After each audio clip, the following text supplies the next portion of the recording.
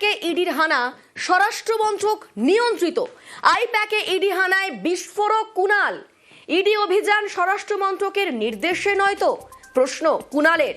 WhatsApp চ্যাটের screenshot post করে দাবি কুণালের। বৃহস্পতিবার আই প্যাকে ইডির অভিযান এবং তা নিয়েই সরগরম রাজনীতি। আর এবার বিস্ফোরক কুণাল ঘোষ। আই প্যাকে ইডি হানা, স্বরাষ্ট্রমন্ত্রক নিয়ন্ত্রিত। আই প্যাকে ইডি হানায় বিস্ফোরক কুণাল। ইডি অভিযান স্বরাষ্ট্রমন্ত্রকের নির্দেশে নয় তো? প্রশ্ন তুলছেন কুণাল ঘোষ। হোয়াটসঅ্যাপ চ্যাটের স্ক্রিনশট পোস্ট করে দাবি কুণালের। দাদা সম্বোধন করে কাকে মেসেজ? প্রশ্ন কুণালের। মেসেজে ইডির সফরসূচি জানানো হয়েছে। কোন নেতাকেই এই মেসেজ বলে দাবি করছেন কুণাল।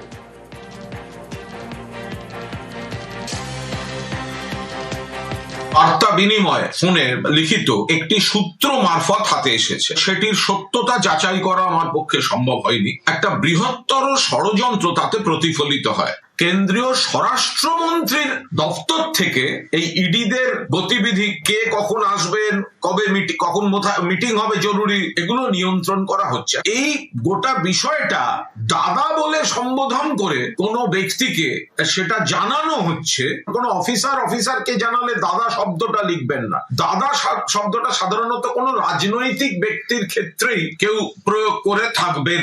আশা করি তদন্তকারী যারা পুলিশ তদন্ত করছেন তারা গোটা বিষয়টি খতিয়ে দেখবেন। এই অভিযোগ ভিত্তিহীন, পাল্টা দাবি বিজেপির।